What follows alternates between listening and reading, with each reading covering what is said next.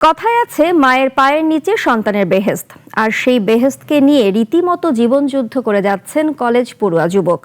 বাবার মৃত্যুর পর মাই ছিলেন তার একমাত্র আশ্রয়। সেই মায়ের জীবন বাঁচাতে মানুষের দুয়ারে দুয়ারে সাহায্যের জন্য ঘুরছেন ছেলে। ক্যান্সারের সঙ্গে মায়ের এই অসম লড়াই আর সন্তানের অসহায় আকুতি হৃদয়স্পর্শী গল্প নিয়ে পিরোজপুর প্রতিনিধি আবুল বাশার শিবলির প্রতিবেদন, জানাচ্ছেন প্রিয়াঙ্কা সেন। মাত্র 4 বছর বয়সে বাবাকে হারিয়েছিলেন লোকমান। জীবনের সব লড়াইয়ে পাশে ছিলেন যেই মা, আজ সেই মায়ের শরীরে বাসা বেঁধেছে মরণব্যাধি ক্যান্সার। দীর্ঘ চিকিৎসায় নিঃস্ব পরিবারটির ঘরে এখন নুন আনতে পান্তা ফুরাই, আর বিছানায় মৃত্যুর সঙ্গে প্রতিটি মুহূর্তে লড়ে যাচ্ছেন মা। একসময় যে মা সন্তানের জন্য বুক পেতে দিয়েছিলেন, আজ সেই মায়ের জীবন বাঁচাতে মানুষের দাঁড়ে দাঁড়ে সাহায্যের আবেদন জানাতে হচ্ছে কলেজ পড়ুয়া ছেলেকে। আমার যখন 4-5 বছর বয়স তখন আমার বাবা মারা যায় এবং আমার মাই আমাকে বলতে গেলে কষ্ট করে কাজ করে আমাকে মানুষ বানাইছে, আমাকে পড়াশোনা করাইছে, আমাকে ছাইড়ে যায়নি। আমিও আমার মাকে কখনো ছাইড়ে যাইনি। আপনাদের পিরোজপুরের ভান্ডারিয়া উপজেলার গৌরীপুর ইউনিয়নের দক্ষিণ মাটিভাঙ্গা গ্রামের একটি অসহায় পরিবার ছোট্ট একটি ঘরে দীর্ঘদিন ধরে চরম মানবিক সংকটের মধ্য দিয়ে দিন কাটাচ্ছে। পরিবারের কর্তা চান্দে আলী সওদাগরের মৃত্যুর পর পুরো সংসারের দায়িত্ব এসে পড়ে তার একমাত্র ছেলে লোকমানের কাঁধে। দুদিন যাবত এই ক্যান্সার রোগে ভোগান্তিতে আছে, বরং নিঃস্ব ফ্যামিলি তো কোনো ওদের গার্জিয়ান বলতে নাই, শুধু একমাত্র ওর মা। ওর অত কোনো আয় উৎস নাই। ওর মা সে ক্যান্সার রোগে আক্রান্ত, তার চিকিৎসা বাদ হইতেছে না। এলাকার লোকজন ওই সাহায্য যারা কিছু দেয় এতে চলে না।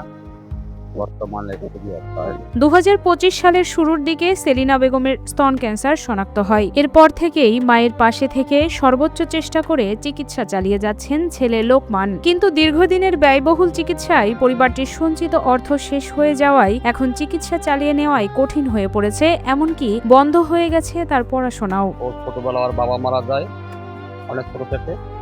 ওর মা কোলে পিঠে করে মানুষ করার এক পর্যায়ে ওর মায়ের ক্যান্সার ধরা পড়ে। লেখাপড়া মাঝ পথে লেখাপড়া ছেড়ে যায়। মায়ের সুস্থতার আশায় ছেলে লোকমান বরিশাল ও খুলনা সহ বিভিন্ন স্থানে চিকিৎসা করিয়েছেন, কিন্তু দীর্ঘদিনের ব্যয়বহুল চিকিৎসায় পরিবারের সঞ্চিত অর্থ শেষ হয়ে যাওয়ায় এখন চিকিৎসা চালিয়ে নেওয়াই কঠিন হয়ে পড়েছে। লোকমান এই 1 বছর ধরে ওই ব্রেস্ট ক্যান্সার হয়েছে। ও দেশ বিদেশে ঢাকা খুলনা সব জায়গায় ডাক্তার দেখাইছে। এখন ওই রেডিওথেরাপি লাগবে, ওইটা পারতেছে না, খুব অসহায় এবং ওর লেখাপড়া বন্ধ হয়ে যেতেছে। ও একা, ওর দুনিয়াতে আর কেউ নেই, মায়ের আছে ও আর মা, ওর আছে মা। চিকিৎসা সহায়তার আশায় সমাজসেবা অধিদপ্তরে আবেদন করেও এখন পর্যন্ত কোনো আর্থিক সহায়তা পাননি তারা। আমি সমাজসেবা অধিদপ্তরে আবেদন করেছি, আমি বহু ধারে ধারে ঘুরেছি মানুষের সাহায্যের জন্য, কিন্তু আমি কোথাও থেকে কোনো জায়গা থেকে আমি সাহায্য পাই নাই। এই আমার মায়ের খুলনা মেডিকেল কলেজে ডক্টর মৌকিদুল হুদা স্যারের আন্ডারে অনকোলজিস্ট, ওনার আন্ডারে আমি 7টা কেমোথেরাপি দিয়েছি আমার মায়ের চিকিৎসা চালিয়ে যেতে সমাজের বিত্তবান ব্যক্তি, সরকারি কিংবা বেসরকারি পৃষ্ঠপোষকতা এবং দেশ বিদেশে অবস্থানরত সব হৃদয়বান মানুষের কাছে সহযোগিতার আবেদন জানিয়েছেন ছেলে লোকমান এবং তার প্রতিবেশীরা। তার আশা সবার সামান্য আর্থিক সহায়তাই হয়তো মায়ের চিকিৎসা আবারও শুরু করার সুযোগ করে দেবে এবং মৃত্যুর সঙ্গে লড়াই করা মাকে নতুন করে বেঁচে থাকার আশা যোগাবে। আমি আমার মায়ের মুখের দিক তাকাইতে পারি না। আমার মা কি হয়ে গেছে, বিছানা থেকে উঠতে পারে না, না ধরলে খেতে পারে না, টাকার জন্য চিকিৎসা করাতে পারি না, মেডিকেলে নিয়ে যাইতে পারতেছি না। এখন বর্তমানে খুবই খারাপ অবস্থায় আমরা দিন পার করতেছি। আমাদের নুরানটা এখন পান্তা ফুরায় এমন এক অবস্থা।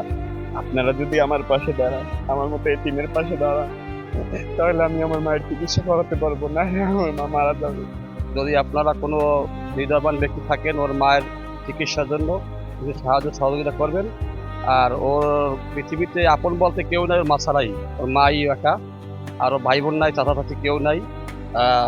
মামু মামি তারাও যারা আত্মীয় তারাও অত খোঁজ খবর রাখে না। এমতো অবস্থা যদি কেউ আপনারা ওকে সাহায্য করতে পারেন তাহলে আমরা কৃতজ্ঞ থাকবো আমি। মাকে বাঁচানোর আকুতি নিয়ে প্রতিদিনই এক অনিশ্চয়তার সঙ্গে লড়ছেন ছেলে লোকমান। দীর্ঘদিনের ব্যয়বহুল চিকিৎসায় নিঃস্ব হয়ে পড়া পরিবারটির পক্ষে আর চিকিৎসার খরচ বহন করা সম্ভব হচ্ছে না। এমন পরিস্থিতিতে সমাজের বিত্তবান ব্যক্তি, প্রবাসী বাংলাদেশি, দানশীল প্রতিষ্ঠান ও হৃদয়বান মানুষের সামান্য সহযোগিতায় পারে লোকমানের অসহায়ত্ব কিছুটা লাঘব করতে।